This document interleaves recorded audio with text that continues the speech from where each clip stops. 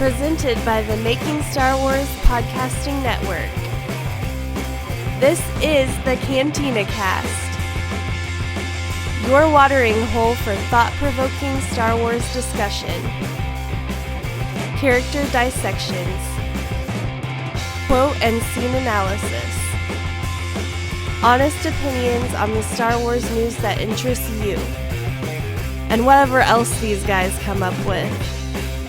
Here are your hosts, Mike and Joao.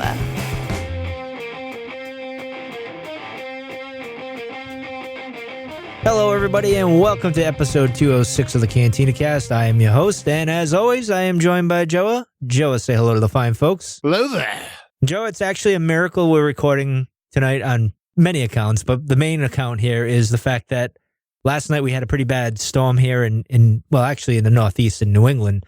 But it was pretty bad here in Rhode Island, and a lot of places got their power knocked out. I actually came downstairs last night, and I shut off all the equipment down here because I didn't want to fry anything. Remember how I had that problem a year ago in the summer or so, or 2016, I think, in the summer, and I fried out my computer, and that was a big issue. I didn't feel like going to do that again, so I changed things around, and I shut things down last night. I even came down and I ironed my clothes for work, just in case, because normally I do that in the morning because it gives me incentive to get up in the morning. But anyway, enough about that. Well, let's get into a few things. We got some news, I guess you could talk about, which I'm actually surprised, Joe, that we got this much news. I mean, it's not juicy news, but it's stuff that gets the fans yapping and talking and getting a bit of a stir. So it started earlier in the weekend, I guess. The Alamo Draft House has these exclusive cups that they're offering on the night of December 15th, I guess this is, or the 14th, whichever it may be.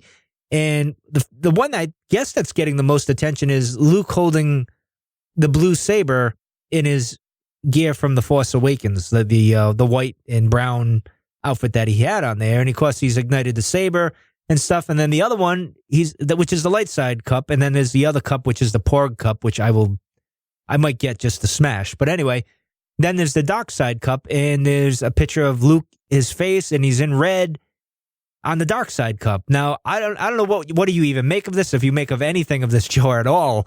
But what are your thoughts offhand, just looking at it? And you know how fans are, like, well, why is he on this cup and why is he on that cup? You know, so what are your thoughts? Well, I guess with the saber one, where he's got the blue saber, I didn't think much of it until I guess we had this international poster that came out today, and it kind of looks like Luke's holding the blue saber again.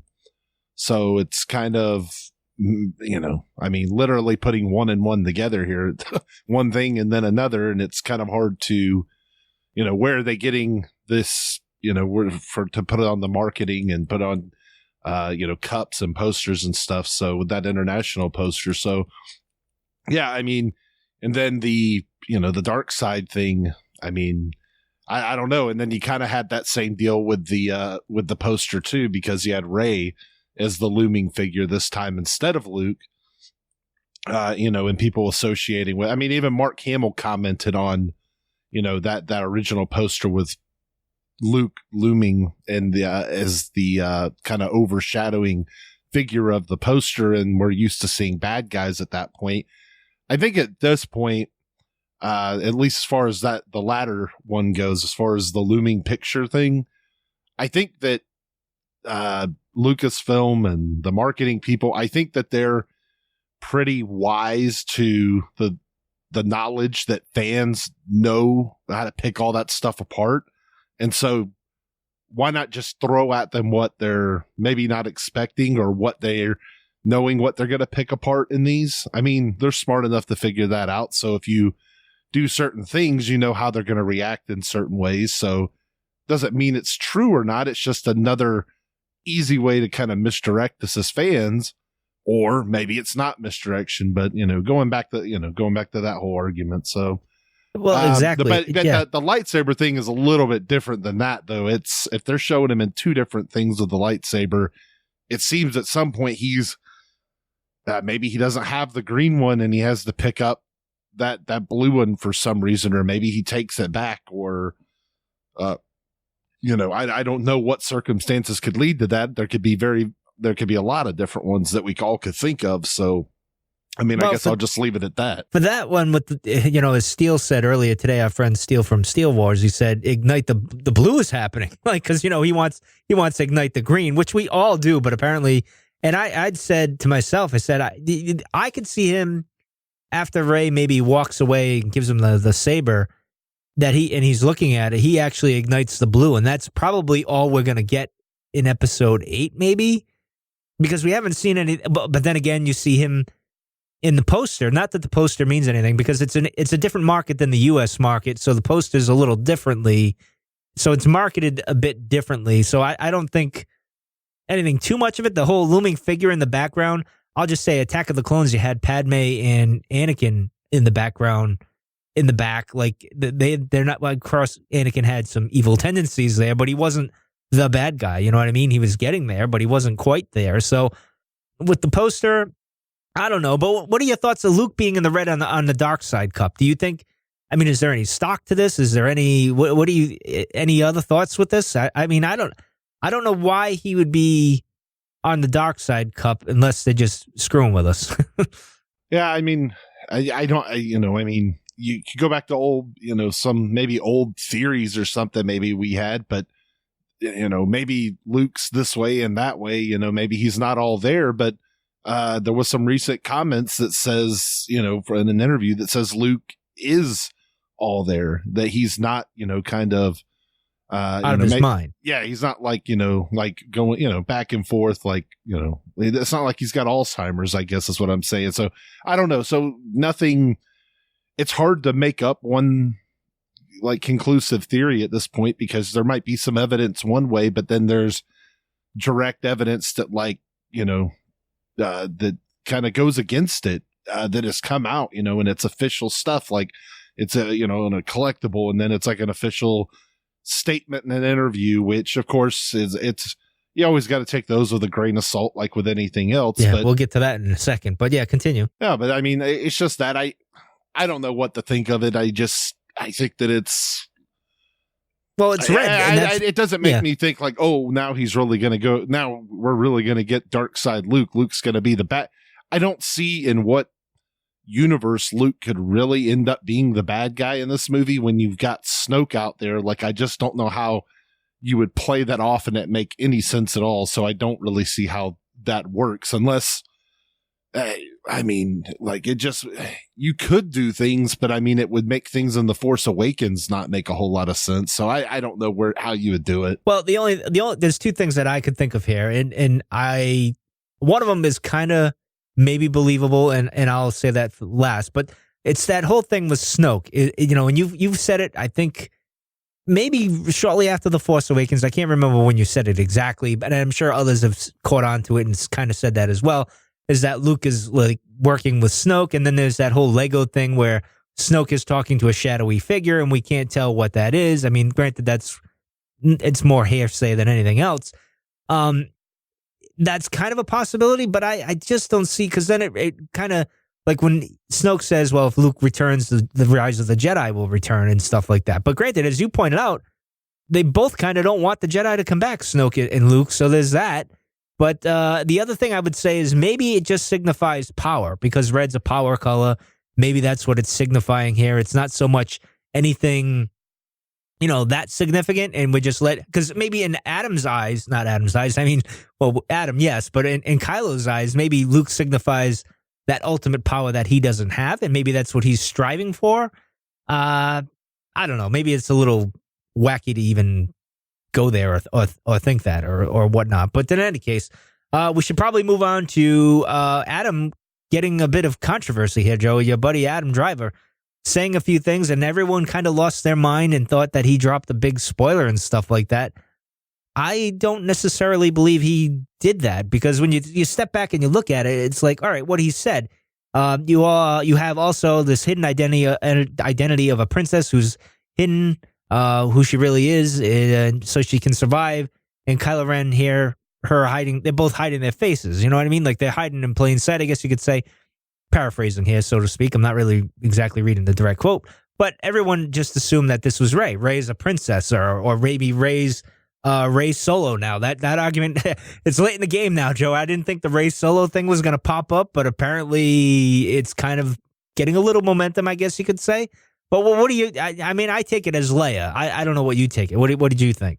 Well, yeah, I mean, there was some headlines out there that were, in the headlines sharing these posts were saying, oh, was it a spoiler about Rey? So I go in and I read it. And so the headline's already making me think that too. And then you kind of said, well, no, it's probably Leia. And I said, well, duh. Why didn't I just, but the headline was what threw me off. And I was already going in with an expectation. So, and then I was like, yeah, it's like the title shouldn't maybe read that way or whatever. So I think that it maybe was, somebody else was thinking that when they were doing that. So anyway, I mean, yeah, I mean, it makes the most sense because it does make sense with maybe some stuff in Bloodline where Leia's not, I mean, people know who she is, and they know who her, I guess figured out who her biological dad was, but, she's not really maybe open and wanting to talk about it and things like that.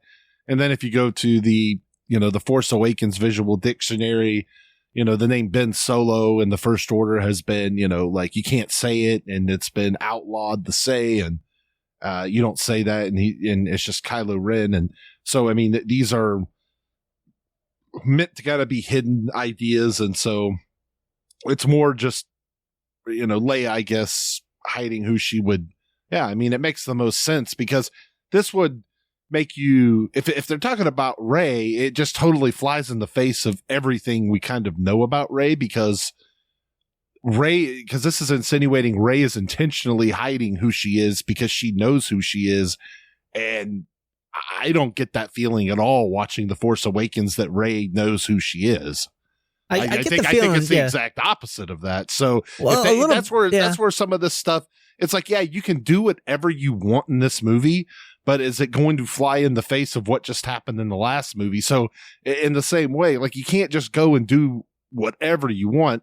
Just to put it up on its head, right? Yeah. Well, yeah, you just start contradicting what you just did in the last movie. I mean, hell, we get mad when they go back and contradict The New Hope. I mean, can you imagine if they can't even keep this straight from a movie that came out 2 years ago? Yeah, I can imagine. Yeah, because we still unsettled with Rogue One and the line. And I mean, granted, they're lines, but it kind of conflicts with A New Hope in a way. But I mean, in any case, but yeah, I mean, I guess you could say Rey, when she talks to BB-8, though, you get that feeling she does know who she is.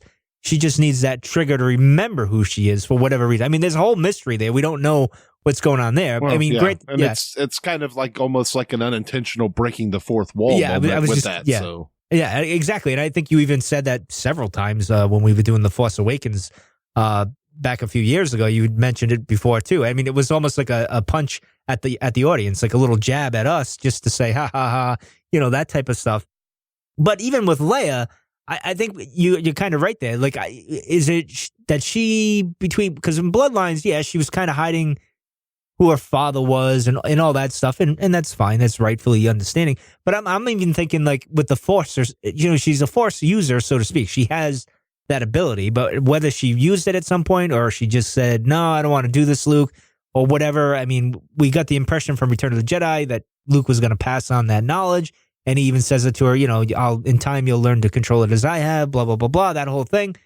But you kind of, maybe she doesn't want people to know other than Han and maybe Ben and Luke and, within the family. But other than that, she doesn't really say, oh, yeah, hey, by the way, I can shoot force lightning out of my fingers and stuff like that. So I guess I would have to say this is more Leia than anything else. So she's hiding in plain sight. Because Rey being a princess, although interesting, where would that come from? I mean, other than being a Solo, and obviously she'd be a princess of Alderaan in a way, because Leia's, the last princess of Alderaan, or queen, I guess you could even say that. So, I guess that princess of rubble. Yeah, well, yeah, pretty much. Well, hey, it's something, isn't it? It's better than what I have. But, so, I mean, where would she be a princess? Not princess of Jakku. I mean, that's not going to fly, because that's obviously not anything unless it goes back to that village, which everybody likes to talk about every now and then. So, but in any case, real quickly, Joe, because it wasn't as much as we thought we would get with this whole international trailer. It was just kind of things we've seen and heard, I mean, the only shot we got that was new was maybe Rey, C3, BB, and I think there was maybe one other shot. Actually, the shot of Rey that I saw was actually the most compelling with her look in her face.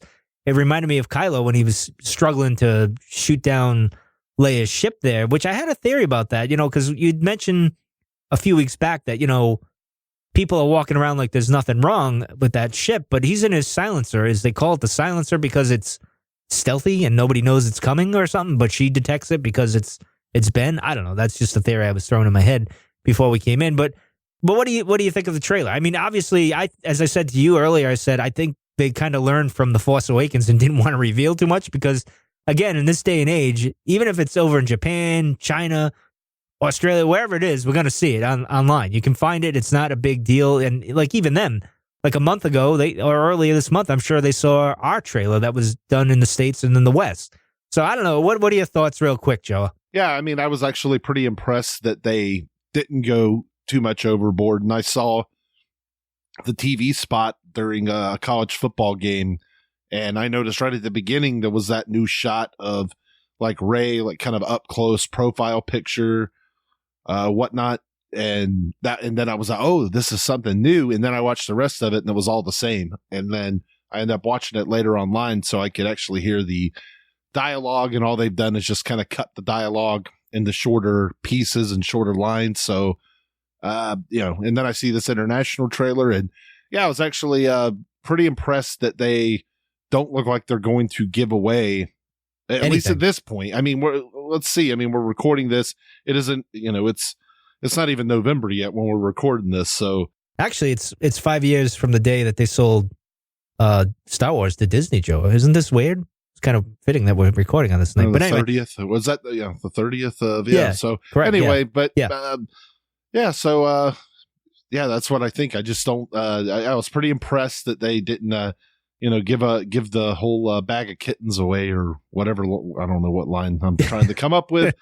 Pick one and use kittens that are fine for your head. The whole kitten caboodle. No, I'm thinking of Stranger Things now. Season 2. That's a spoiler. I won't get into it, but I'm thinking of the cat now with the the thing. But anyway, continue, sir. Well, I'll say this with the trailer. I think the main thing I got out of it is, okay, the dialogues that Rey is saying, I think the majority of that is to Luke and it's not to Kylo, really. I don't even think she talks to Kylo at all in that trailer. The trailer. I'm not saying the movie itself. I'm sure they have a moment where they speak to each other and stuff. It's interesting that they threw the one with Luke saying it's time for the Jedi to end, because I get the impression the shot that we saw of Rey where she was saying, I need someone to help me. It looked like it was in the cave, and it looked like maybe this is early on when Luke kind of, I'm guessing here, this is my speculation, where he rejects her and doesn't want anything to do with her and then walks away, and then something must happen that triggers him to get involved. I assume there's got to be a call to action for Luke in a way. The hero usually rejects it, right, Joe? Now, would that kind of fit into the hero's journey? You're my Joseph Campbell expert here. I would throw it in. Would that, if him rejecting Rey, the call of action, so to speak, is that technically part of the... Yeah. Well, I would think it would be more Rey would have to... so we see that with Rey in The Force Awakens, where she Luke doesn't want to take the lightsaber, and Luke, Luke says it, I got to stay home and farm and stuff like that. That's their uncle talking. Go up. Yeah, so... Yeah, I don't know if that necessarily fits in. I mean, it could, but I mean, at this point, I don't know. It might be some kind of alternate version of the hero's journey that Luke is at. Maybe Luke's got to go on another one again or something like that. I was just going to say that to you. But Luke not being the young person who needs to go through the rites of passage. That flies in the face of that, right? Yeah, I don't know if it fits nice and neat into all of that, but I mean, it doesn't mean that the theme or the idea that could be there, it doesn't always have to fit in the one nice pack. Even when we talked about Jin and we tried to fit her into this, there were things there were things that didn't quite fit, but most of them did.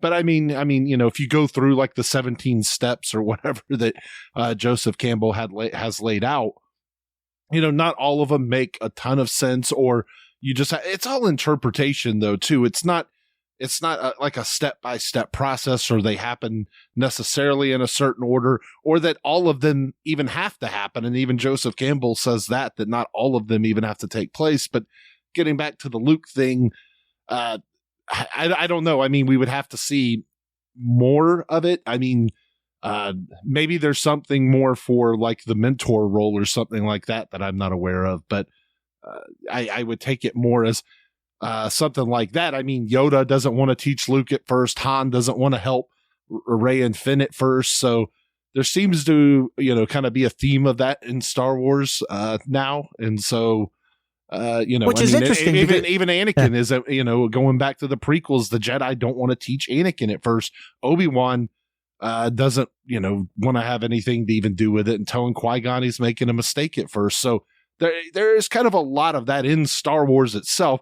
I'd have to go and do some research otherwise, outside of, is this a theme that we get with the mentor? In I'm just curious, literature or anything else? Maybe somebody else can inform us. It's something I'm not thinking of at the moment, but nothing I've come across. Joseph Campbell, I haven't heard him talk about the mentors doing this, but we see it repeating in Star Wars a lot. Well, I'll say this with Obi-Wan, he accepts it when it's forced upon him, which, when you go to Yoda and you go to even Luke here, we'll bring him up. It's almost like, no, I don't want to train you. You could even say Anakin with the Ahsoka if you want to go that far back. They're almost always kind of coerced or strong-armed into something. Even the Jedi with Anakin originally, they, them accepting it and then Obi-Wan accepting it. I know it's the same situation, but even the Jedi had to approve it, and then they're like, oh, the Sith are back, got to accept him.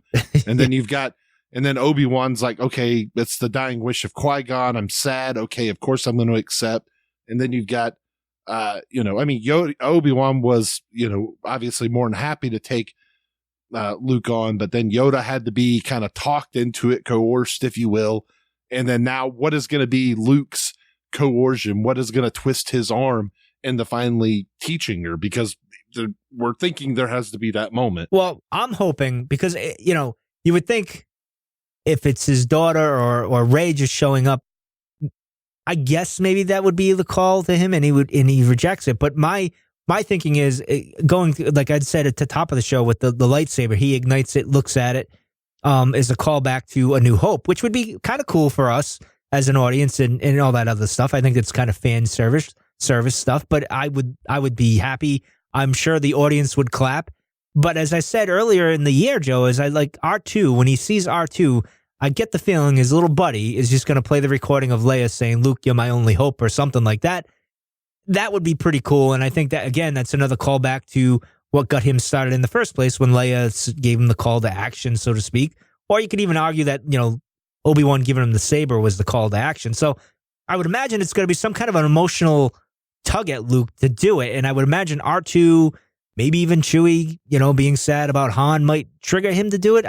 Because from what we see, and you would have to agree, and I think even the audience would agree that, there's nothing there. Like Luke, looks, oh, who's this person? Shows up with my whole lightsaber. I ignite, I look at it, I'm like, okay, and now she wants help, and I'm like, no, I don't want anything to do with it. She's knocking on my door and bothering me, and I'm in my little hut. Does he train her at first and then reject? sees the power? Then that's true. Then has maybe like, oh, wait a minute, no, I don't want to do this after all, and then that's where the split is or something. I don't know. Would signify that with the rock splitting, right? That's like a symbol right there. Like things aren't. It's like over. Like whatever connection they kind of had, just it broke right there, and now there's a turmoil thing. And then he just says, I can't do this. I can't train you because I can't have that responsibility on my back. Basically, and that's actually segueing into what I was going to get into for the main topic here tonight, Joe. But I just want to say, like there was things with Daisy Ridley talking with the interpreting of the Chinese or Japanese, I can't remember what it was, and all these things, like even today with the trailer and the poster and all that other stuff. Apparently, everyone's using Google Translator, and I don't know if that's the right way to go about things. So, as we said last week with the other stuff, I would just take it with a grain of salt. Don't even. It kind of guides you, but don't get too attached to it. And I'll even say this with everyone's theories.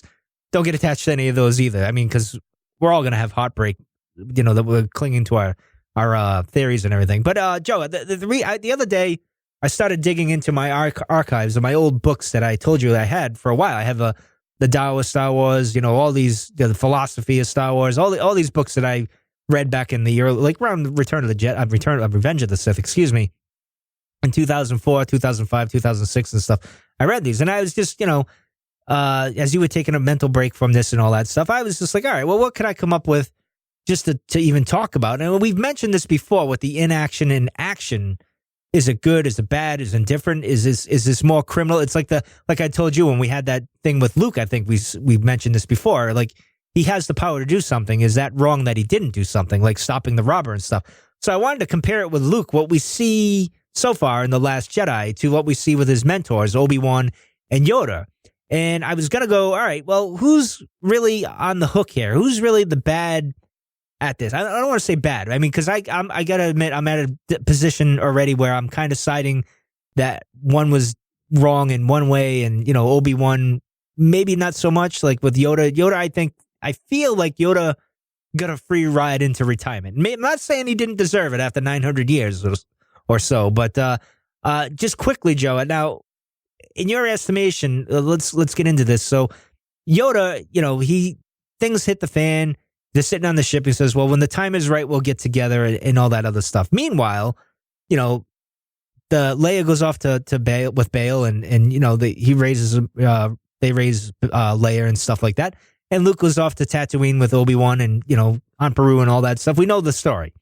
My point here with Yoda is he's the most powerful Jedi technically left, I guess you could say, right? I would imagine we could kind of all agree with that. I mean, Anakin isn't a Jedi at this point, and Obi-Wan, yeah, he's strong, but he's not a Yoda. So Yoda goes off and he lives in his grass hut, and not his grass hut, but his mud hut or whatever you want to say. And he's just wandering around, probably dwelling on the Force and everything that's happened and stuff, and just is kind of at peace and is indifferent to it all.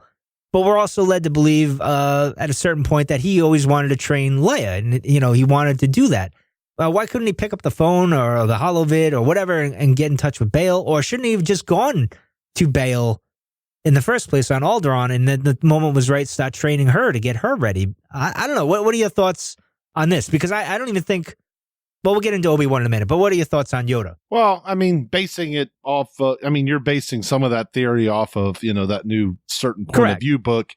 And I'm kind of leery to base any kind of I'll theory say this. based on that book. Just, I'm not saying that. I mean, enjoy it if you want to enjoy it, but I'm just going to say it's basically, it's named from a certain point of view for a reason. Like it's it's canon to the people who wrote it. It's head canon, basically. Well, I'll agree with you, and I do agree with you on this. But I'm going to say this, and not, you can throw that out if you want. I'm going to throw that out off the record here, Joe, real quick. I mean, we could talk about it if you want, but I just want to say that for the people listening, because I'm not one that scribes that that book is necessarily, it's not canon. But I mean, we could talk about the ramifications of some of the stories within our theories here. That's fine. But I'm going to base this more into Return of the Jedi, with he's reluctant to train Luke, and then he says, no, there's another. It seemed like Yoda was thinking, we're going to train the other one, in my mind, and he reluctantly trained. Okay, yeah, I mean, there is something there, and that's why you would have somebody that would want to write that story. So I get it. So correct, if and Luke I'll base does it on fail that. there. It's not necessarily that, but the story kind of makes it seem like he wanted Leia over Luke, not necessarily. So we do know that. I mean, there's reasons why you would probably think that, because of the way he talks to Luke when he first shows up, and he's very kind of aggressive. After the once they get into the hut, and he's telling him how impatient he is, and this is not the way of the Jedi, and things like that, and you're going to be scared, and being all creepy and stuff. So I guess I don't know that Yoda was necessarily total in. I mean, he was not acting, but he was doing stuff. I mean, he was watching Luke. He tells Luke, he's like, for a long time, this one I've watched.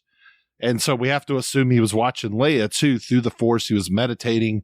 However, a 900-year-old Jedi does those things and creeps on kids. I don't know. We assume that the Jedi have been doing this for millennia. So I mean, because they creep on kids and steal them and take them. We've been down kidding, this slippery slope before. Yes, yeah. Go ahead. Anyway, I'm teasing mostly, not really, but kind of. But my point is Chris. that Go ahead. Yoda was doing at least that. We know he was doing that. Now, was that action? Is it inaction? It's not like he was. It wasn't like he was leading a rebellion. I mean, let's face it, he wasn't. He was kind of not doing as much. And Obi-Wan, in the same regard, I mean, he was just kind of biding his time. I mean, I think that's what they were doing. They couldn't be out there doing what Leia was doing, what Bail was doing, what Mon Mothma, Cassian, and what, even the, Kanan and Hera and Ezra and all of these characters. They couldn't do that because, I don't know. I mean, I guess you can make the argument because Kanan and Ezra out there whipping around lightsabers everywhere. Why couldn't Yoda and Obi-Wan do that? Well, I guess Vader would have shown up a lot sooner if it was Obi-Wan. But yeah, it's true. Could have been like, that master. Guy, I got to get revenge. Yeah, come here, you grumpy old man. Well, I'll say this. With Obi-Wan, he had a mission, right? So he had a goal, a mission. Granted, he must have been bored out of his mind.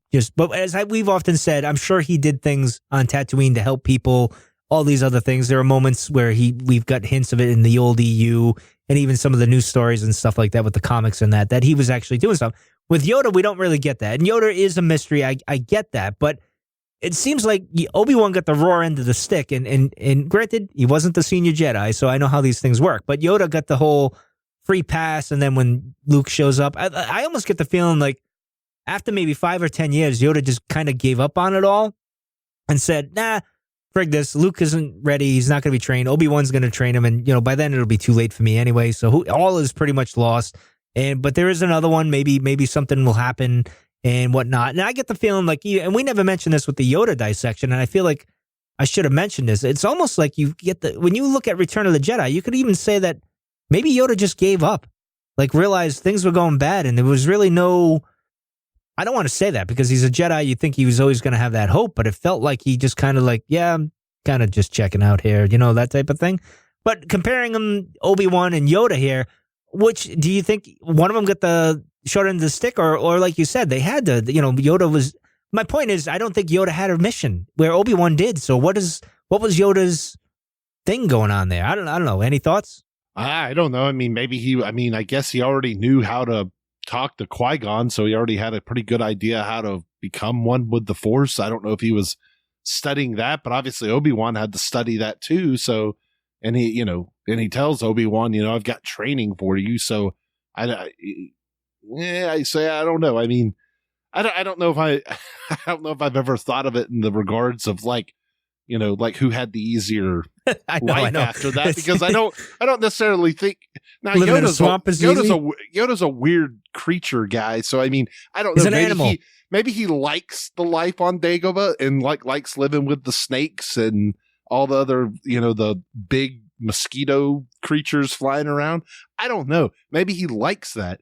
I could see if Obi-Wan was stuck there, Obi-Wan would probably be, well, I mean, just as miserable, at least, as he was on Tatooine. I don't know. That's the question you should ask Obi-Wan. Where would you rather live, Dagobah or Tatooine? I think I'd probably actually choose Tatooine because I wouldn't be able to deal with the snakes and the humidity. Well, you don't like reptiles. We know. Yeah. But at least it's a dry heat. You know what I mean? It's like your oven, but at least it's not as bad as the mosquitoes that are like the size of you. It'll age you 50 years and 20, but I mean, come on. Yeah, well, that's fine. I'd rather do that than be in the swamp, to be honest. But all right, now getting into The Last Jedi, when we see Luke, because we were led to believe, based on what Han said, Luke blamed himself. He went to the first Jedi temple to basically seek answers. We're kind of led to believe that, that's what he went to do. Now, my question to you is, did he go and as we've said, obviously he stumbles. He's got his little library there.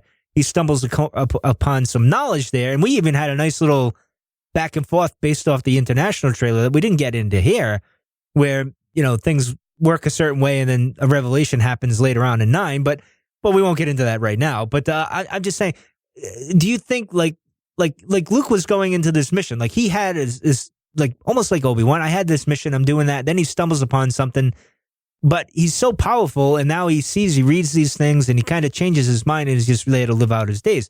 Now, is that inaction more of, I don't want to call it a crime, because it's really not a crime. I mean, at the end of the day, the individual is going to decide what they're going to do for his and herself and what's best for them. They can't really, is he the one that just says at this point, well, I'm not into saving the galaxy anymore. I can't do it alone.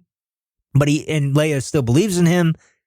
He's the most powerful Force user. He's got to be able to defeat Snoke. I can't do it, blah, blah, blah, blah, that whole thing. So, I don't know. What are your thoughts on that? Initially he was going in to seek answers, and then we see him kind of like, whatever, I'm kind of done with this. But he does somehow train Rey, so something pulls him back into it.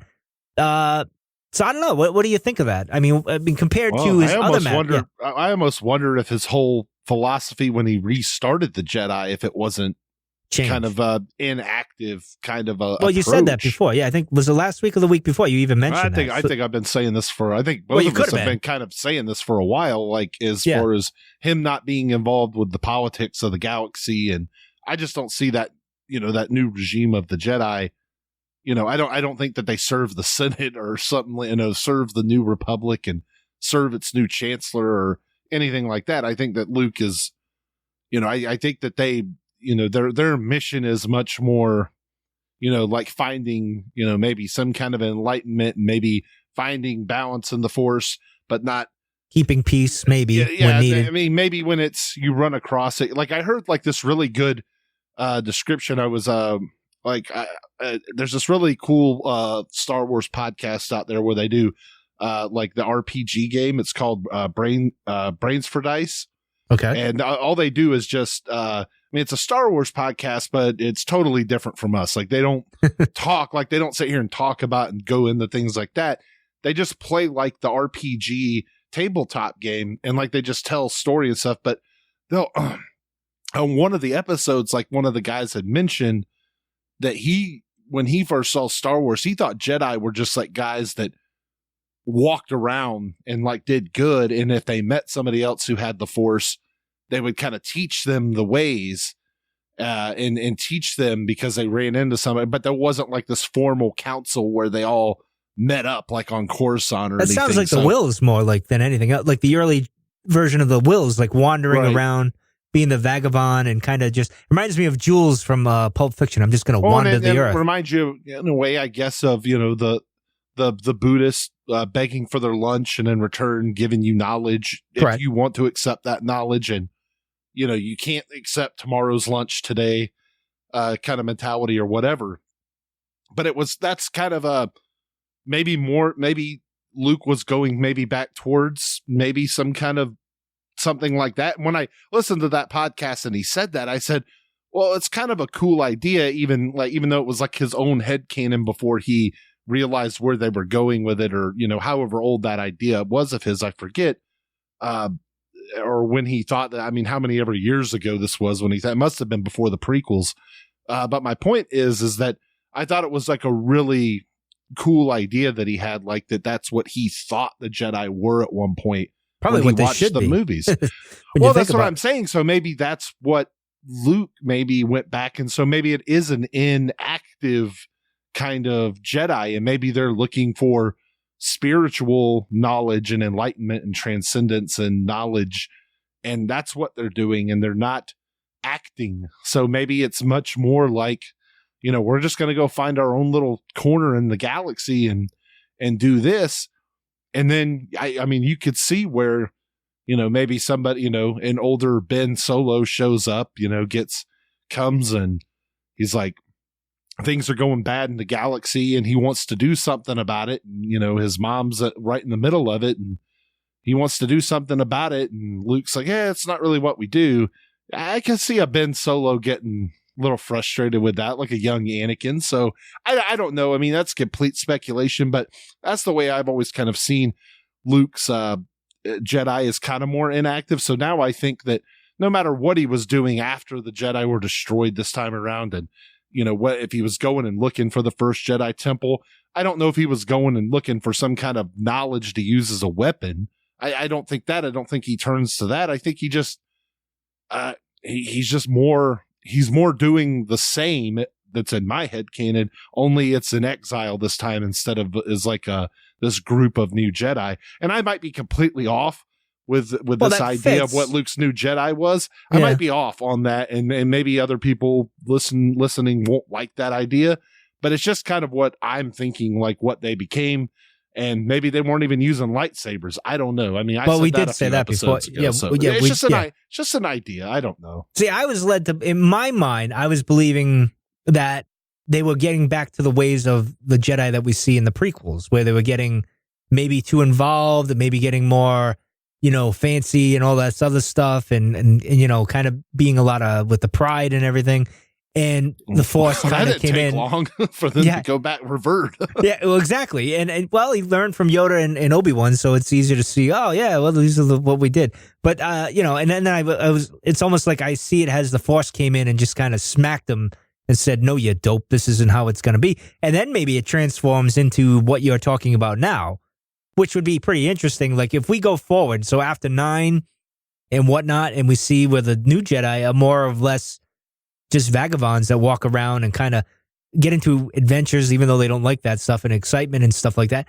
But they're more peaceful. They kind of make the peace, like if there's a trade dispute or something like that, which you kind of got a hint at in the Phantom Menace with Obi-Wan and Qui-Gon when they came in. They kind of, the keepers of the peace, they were doing that at that point. But then, things happen and everything hits the fan. So one of the other points I want, and this will come right here, Joe, is, wars make not one great, which is the famous quote. And the whole theory is, avoid war at all costs, but if necessary, use restraint, which is the Taoist way of doing things and stuff like that. So my point here is all three of these heroes, at times when they don't want to get involved, they have to get involved. And although I would say Yoda to a lesser degree when we get into the original trilogy, he just kind of was a mentor or whatnot. But Obi-Wan even still had to get involved, had to go on a mission with Luke and then kind of sacrifice himself. Now we see Luke kind of reluctant. Again, they're all kind of reluctant to do something here, like to get involved with the hero, helping them on their journey and, have those problems. But here at the end of the day, they kind of get involved because they realize, all right, I got to get involved. But they do it with a bit of restraint, don't you think? Well, granted, with Luke, it's yet to be seen what happens with Luke at this point. But, with Obi-Wan and Yoda, you kind of get that feeling. Yes, no, maybe, Joe? Well, you have to remember, Obi-Wan thought that they were going to be flying to Alderaan, and landing on Alderaan, and he didn't know they were going to be flying into the Death Star, and that he was going to have to pull out, his old bag of tricks and do that sort of thing. So it's, so, I don't necessarily know that Obi-Wan was, maybe some part of him was like, you know what, it's about time to get out of here.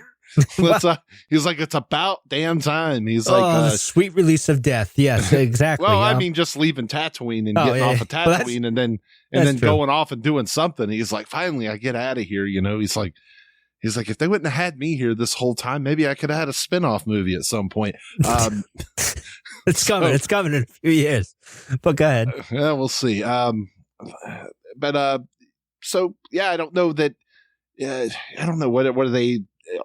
If they're all kind of just sitting back, I was just kind of thinking in my head, what if, how Obi-Wan says, I'm getting too old for this sort of thing, but he's using it as a way to try to get Luke to come with him. Yeah. And it's like, what if Luke kind of says the same line, but it's like he's saying it for the opposite way because he's like, I'm too old for that. Rey's like, oh, train me. Get off my lawn for this. Exactly. I'm too old, so I was kind of thinking like you could almost have some kind of some of the same sort of parallels in there, but maybe from the opposite side. Like maybe you could almost have the same line, but it's completely more in a negative light. Yeah, so it's like coming from a totally different prism.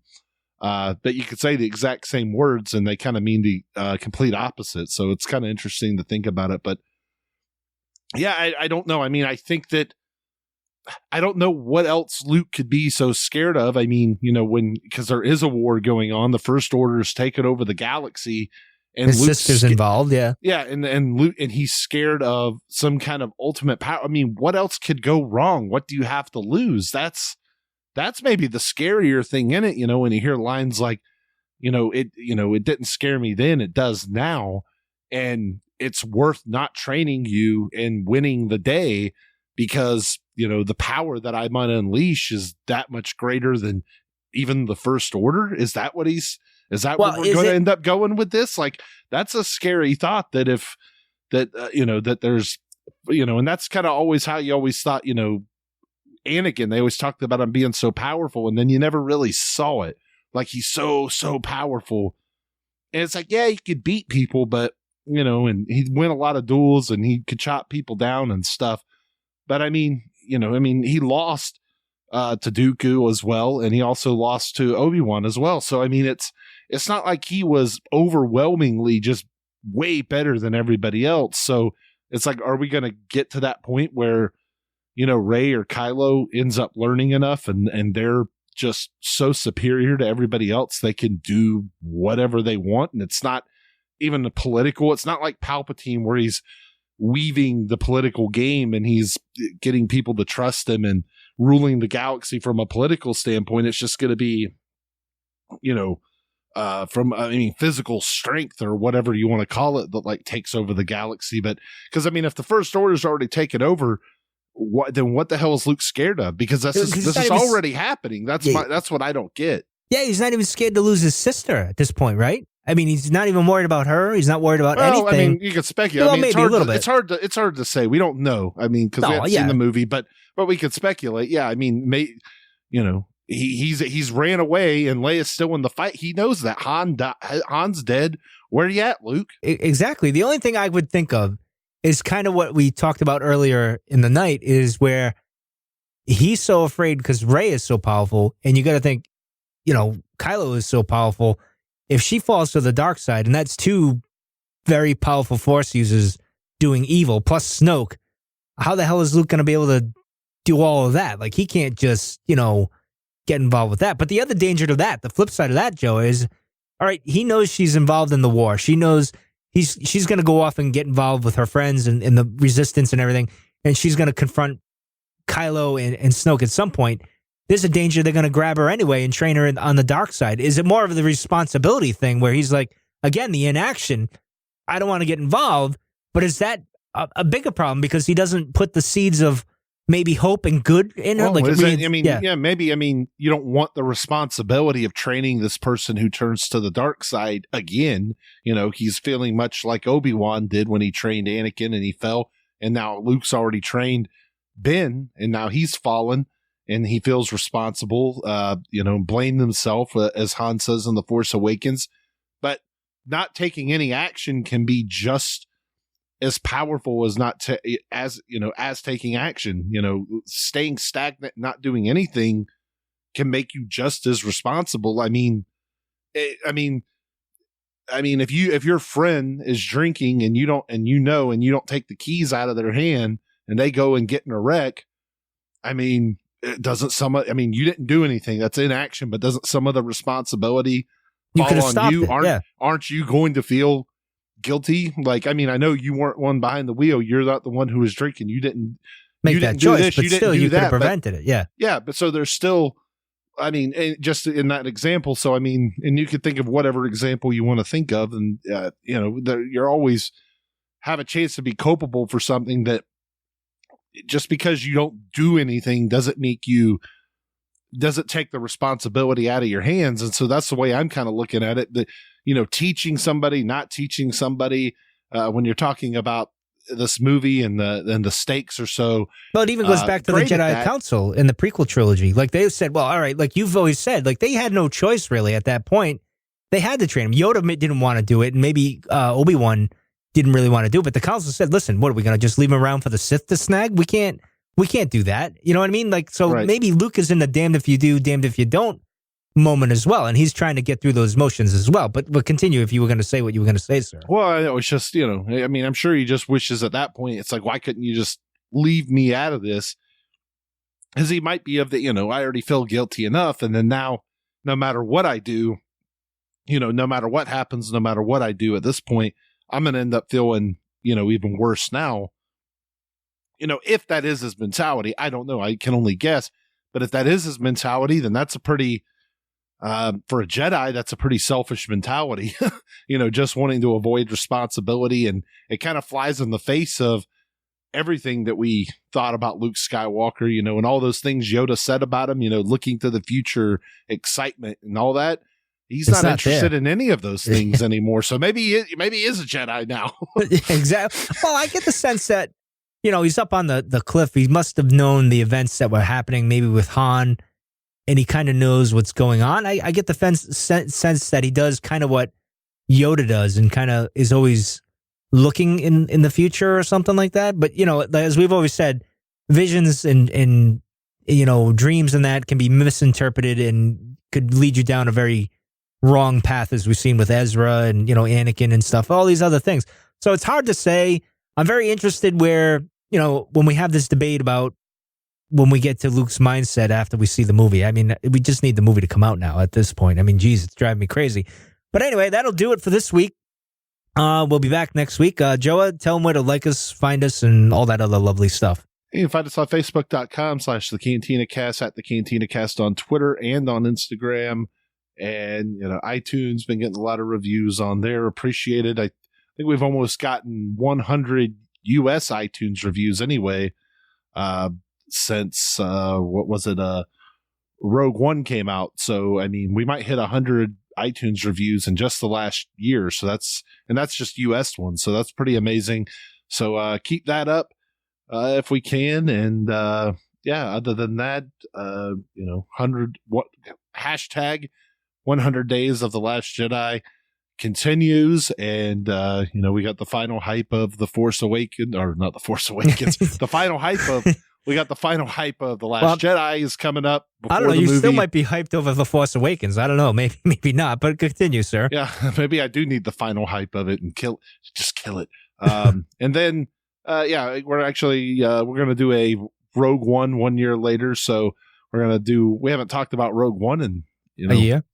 Almost a year since January, I think. So we're going to have that episode come in, and then a couple more. So surely getting down to the nitty gritty. Not very many more episodes from the Cantina Cast, and not very many more weeks to go before we see the movie. Well, and we got Battlefront 2 coming out. And by the way, there was a trailer drop for that as well today, which was pretty intriguing, pretty interesting. Got me excited. I'm looking forward to getting with everybody and playing on PS4 and all that stuff. If you want our ID tags for PS4, just look in the show description. They're there. And that'll be soon, like in 2 weeks. So it's crazy. Actually, by the time you hear this, it'll be a week, I think, actually. So that's it for tonight, and we will see you guys later.